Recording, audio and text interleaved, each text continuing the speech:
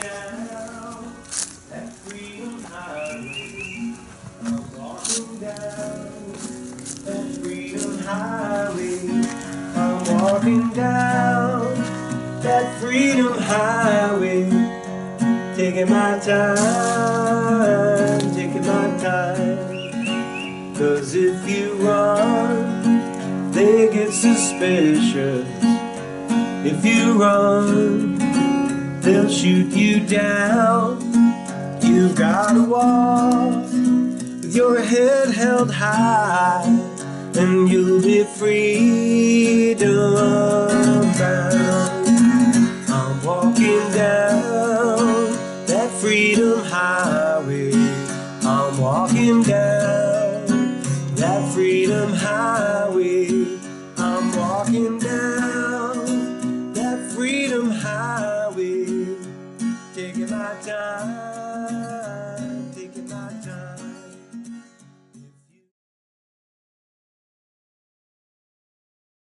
The question of what it means to be a grassroots activist in a democracy has never been as urgent than it is today.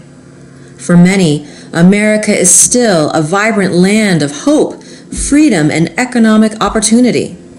At the same time, America is filled with nightmares and cautionary tales, including the genocidal oppression of indigenous peoples, the cruel history of slavery, racism, and militarism. In the name of American democracy, our nation has supported dictatorships, oppression of women and immigrants, and the destruction of the environment and climate. We cannot go back to the past, a past that fell far too short for so many, a past that left painful legacies we continue to struggle with today. We search for a democracy which extends friendship, support, and solidarity for all.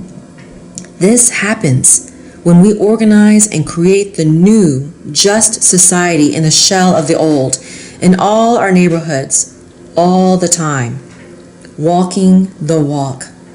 Here are some voices of Americans doing just that. So I'm Reverend Doris Dalton. I'm the Executive Director of the Martin Luther King Institute for Nonviolence in Westchester County. And this is what I do.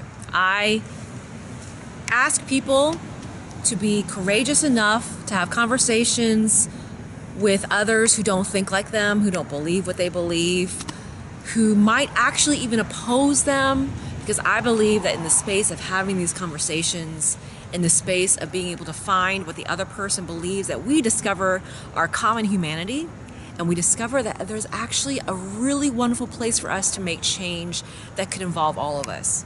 What I'm talking about is that mutual destiny thing that Dr. King was talking about, right? Where we're looking for ways that we can be mutually liberated, because I believe so strongly that if I am going to be stuck in a place where I can't see beyond my anger, I can't just see beyond my disappointment, or I can't see beyond my outrage, that I can never invite you to come along with me to do the work that will help us to be free. And if you can't see that, if you can't see me for who I am, because you're stuck in your anger and your outrage, then we're never going to be liberated. I might be able to move forward, but you won't. And if you're never fully who you should be, then I can never fully be who fully I should be, right? It's, from Dr. King and I, that's real, and that's true, and that's what keeps us, that's what keeps me moving forward, is the fact that there's always this opportunity for us to be able to do better together. Okay. Mi nombre es Luis Yumbla de Hudson Valley Community Coalition.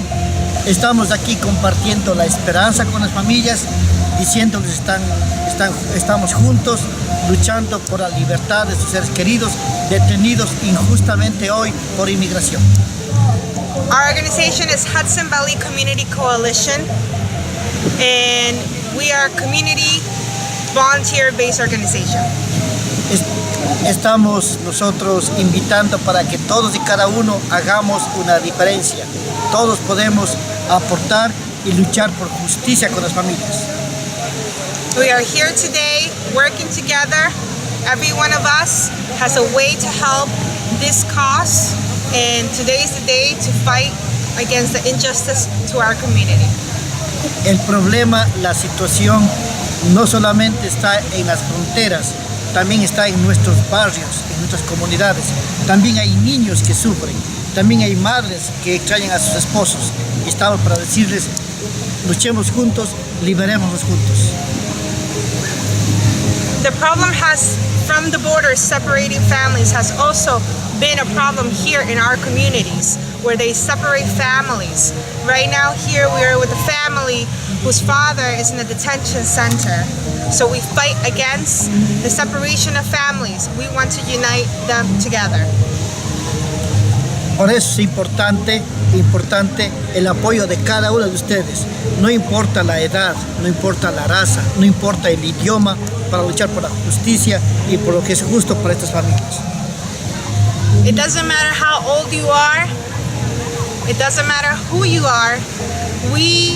You can contribute to help us, to help this cause, to fight against family separation. We need all the support. The community being together and fighting against this injustice will help so much, and our goal is to abolish ICE. Sí se puede. Sí se Abolish puede. ICE, abolish ICE, abolish ICE. Sí se puede. Sí se puede. I am Damon K. Jones. I am a publisher, local newspaper, Black Westchester Magazine, law enforcement 28 years, and local activist. My main concerns are freedom, justice, and equality for all people, but I have a real concern of people of color, of black people in the community of Westchester and throughout the nation. I think in these trying times with President Trump, we are facing more discrimination, more racism, more bigotry, and it's not just out front from personal, it's also systematic. Being in law enforcement for 28 years, I've seen 3 generations of young black families come to jail. The mother could be in the female unit, the father in the jail, and the son in the penitentiary. We have to look at policies, procedures, even legislation, and how it affects the black community. I think one of the most powerful things that a young black person can do is to vote on election day. Westchester has 150,000 black residents. If we could just get 15,000 to vote in our interest, we could change the institutions, we could change the politicians that go to Albany, the politicians that go to Washington, D.C., and we could put them in place for our interests. So I think that's what we are focusing on now. Because as law enforcement, even though we could fight police brutality, even though we could march, even though we could have lawsuits, if we do not change policies, procedures, and legislation, then we're still just fighting against ourselves. I'm Susan Smith, and I'm an activist with the Community of Living Traditions at Stony Point Center, and I am a Muslim American. And it is really difficult to be a Muslim American and wear the scarf in today's society, particularly under the Trump administration, where the American public is taught to be afraid of people like me and even to hate people like me. And the fact of the matter is that being a Muslim American is completely compatible with my First Amendment rights as a U.S. citizen, but I also, freedom of religion, freedom of speech, but I also want to say that I feel it's not compatible because the United States was founded on a lot of values and actions that are horrible, which I don't identify with and feel that I need to take action to fix. The United States was founded on the genocide of 18 million First Nations people, the abduction and slavery of 12 million Africans, And so these policies really, we don't want to make America great again. America was never great, but we want to make the United States great for the first time. And as a Muslim and part of the Muslim fabric that is woven into American society, I think it's really important that we stop killing Muslims all over the world. So for example, in places like Afghanistan or Iraq, in Iraq we've killed more than 3 million people. Yemen, Libya, we are killing Muslims, and administrations, going back from Reagan through Obama and now Trump, justify the killing of Muslims by painting us as terrorists. And this is similar to the way with migrants coming from Latin America and South America. Instead of looking at these people as families, children and moms, they're painted as gang members. Okay, we are people. We are ordinary folk. We are your sisters and your brothers. So my message is to, stop. As taxpayers, we need to stop benefiting from a war economy that kills millions of Muslims, and also realize that jobs and cheap oil are not reasons to hate folks, simple folks like me. Hi, I'm George McAnanima. I'm a military veteran of the Vietnam era. I served from September 1966 until June of 1968. And when I came home, I took that uniform off 50 years ago. When I came home, I saw a lot of my fellow veterans struggling and using self-medication. And many of them didn't survive that self-medication. Eventually, I started putting more of the pieces together of why I felt the way I did. And saw veterans that had problems with Agent Orange exposure as well.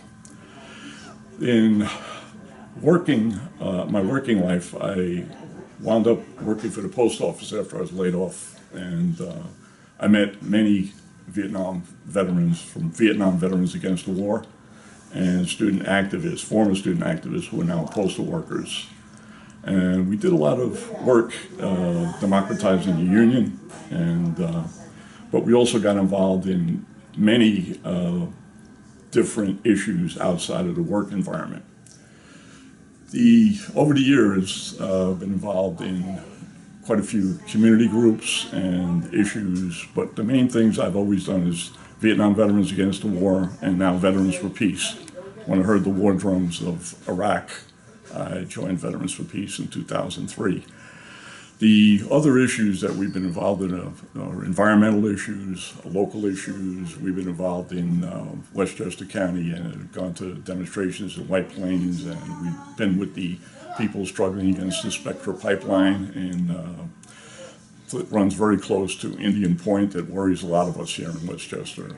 And over the years, we've found that you find your community where you are, and you stand your ground where you are, but you work with your neighbors too. So the local group that we're working with now is Concerned Families of Westchester, and every week Concerned Families has a weekly vigil from noon to 1 at VFW Plaza here in Hastings, New York.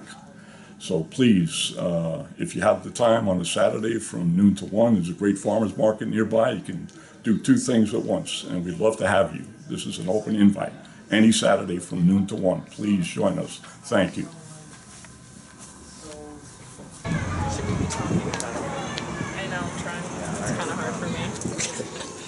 Hi, I'm Karina Beamer, and I'm going into my senior year of high school at Croton Harmon High School. I've always been accompanying my mom to different politically charged things and things about like the environment and stuff, but it wasn't until this year, in light of the Parkland shooting, when I really started to get more involved with things. So I delivered a speech at the March for Our Lives rally in Austining, New York. So we had like a counterpart rally to the one in DC. Austining is just the next town over, so it's like a very close to home thing. So I, with I think about 10 other high school students, gave a speech. My speech really was centered on the fact that like I really do want to become a history teacher, and I don't want to teach a history of the United States and where we are presently with just so much violence and all of the like the shootings and how the like the government is really not doing all it should be doing and all it could be doing in order to stop this and ensure safety in schools and stuff. So that's always been my big thing. Yeah. Hi, so my name is Rory Curtin. I'm also going to be a senior at Croton Harmon High School, and kind of for the past 2 years, something that I've been putting a lot of my energy into has been bringing environmental issues to the attention of school leaders and district leaders. And I've kind of created this committee of like-minded high school students, and it's been really successful. I actually found out recently that our district will be launching a sustainability committee for the next upcoming school year. Yeah. So it's really exciting to just kind of have such enthusiasm for these issues. It's just exciting to see the adults who are responsible and make the decisions finally listen to our voices and listen when we say that sustainability and environmentalism is really important to us. Yeah. Making our district eco-friendly environment. Exactly, yeah. Showing people that this is important and that we're going to do what it takes. Hello, I'm Howard Horowitz. I run a market research company, and I'm sitting in my offices. We do research on how multicultural, mobile, millennial audiences access video technology and content. I'm also a member of this New Rochelle community where we're also sitting today. I'm a member of Temple Israel of New Rochelle, and I'm also proudly a member of Westchester People's Action Coalition, involved in a whole range of social justice issues. And I'm, as a Jewish person, as a member of my temple, I am particularly concerned about Israel-Palestine and work on peace and justice in that area on that issue. But I really don't want to talk about that today. In welcoming you to my office, what I really wanted to talk about was the attack we are all undergoing on working people, on climate, on healthcare benefits, on generally the poor and the working people. I have a multicultural staff who work for me in the areas that this business operates in. They are citizens, they are immigrants, they have all manner of visa, they're all manner of black, brown, Hispanic, ethnicity, white working class, middle class folks. I feel like, and I know they feel like, that they are currently under attack. While Washington race baits immigrants and migrants, race baits African Americans in the U.S., the real action is at the EPA, at Health and Human Services, at Department of Labor, at Department of Education, where our structures and systems are being torn apart to the detriment of us all. Even the spectacle in Europe is about attacking working people's benefits. It's about asking the social democracies of Europe, who now spend on health care, workers' benefits, on labor, on wages, on living wages, to shift that money to buy guns and ammunition and to make war. Even that is part of our ongoing saga right now. That's what I wanted to talk about today.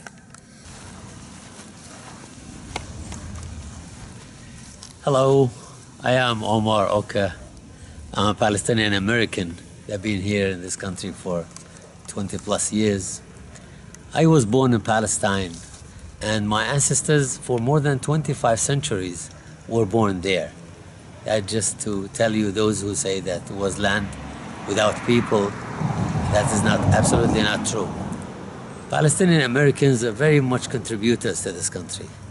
But going back to Palestine, I would like you to get to know those Palestinians. Very well known of their education, very well known of their hospitality. You have to go to Palestine, visit.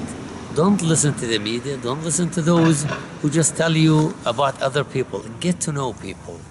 We love the symbol of peace. That is the olive tree. A Palestinian would raise his olive tree as he raises or she raises their child. They love it, they hug it, because it takes some time to produce. And that's why That's the way. That is the symbol of peace. If you go back just more than 100 years ago, you would see Palestinians, Jewish, and Muslim and Christians living side by side in a very nice, beautiful harmony, in a nice life, until unfortunately those outsiders came and made that discrimination between us, those Abrahamic religions that believe in one God. Palestine is that land for everyone. Palestine is for all the land of Jesus Christ, peace be upon him, the land of Muhammad, and the land of the Jewish people. It is for everybody, not only for one person or one religion that can claim nobody else is allowed. I hear day in and day out about the torture of the Palestinians, the people of the land. They've been there for centuries. They have been stand by at the checkpoints. Some women give birth at checkpoints. Some people die waiting to be allowed through checkpoints. Unfortunately, those new fascists that come today try to, as I said, discriminate between people, put walls between the people. We would like to take away those walls and just live a nice, beautiful life for everybody on earth. We'd like to have a peaceful humanity and peaceful life for everyone. I wish peace for everybody. I wish peace for the land of peace, Palestine, and the city of peace, Jerusalem. Thank you.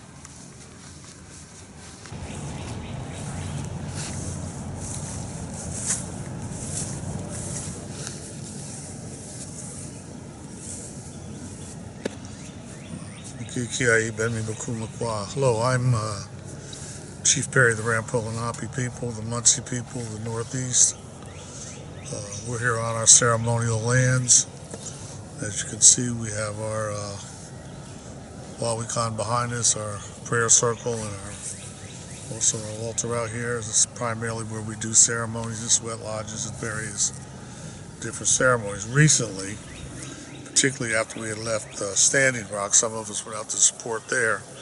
We came home and put some teepees up in support of Standing Rock, and instantly we've been garnering a tremendous amount of hate and violence and manipulation of zoning that used to be called today Jim Crow.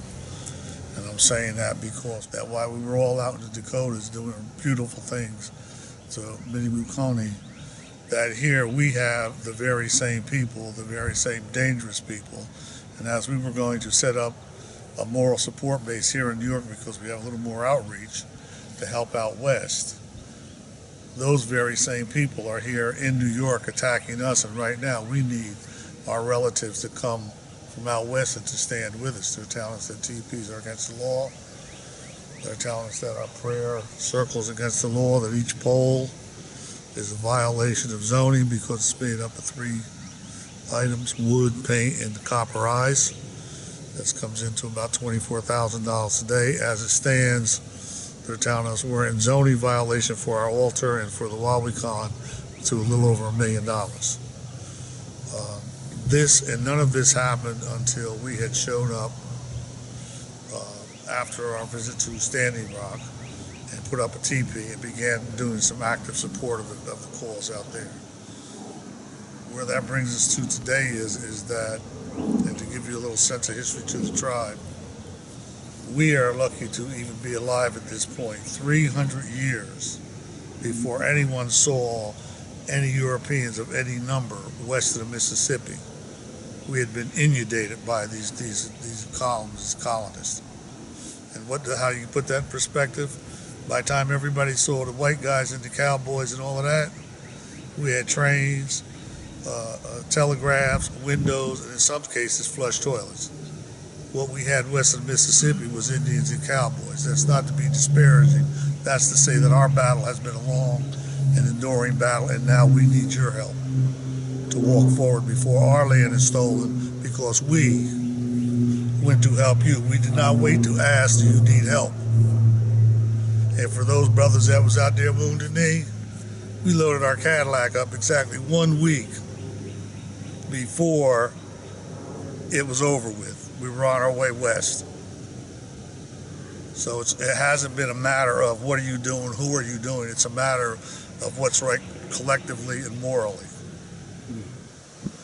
But what this now is meaning to our children after so many years, and at the turn of this prophecy that we're in 500 next amount of years, is that for our children to survive, and we believe for your children to survive, we must now come together in unity, spiritually, physically, and mentally, and stand together, not just with each other as tribal people, but with all of our allies, and stand forward. Because indeed, we have not been in charge of our own country in the last 500 years. Now is the time. Now is the time for brave hearts to come to the front. Oh.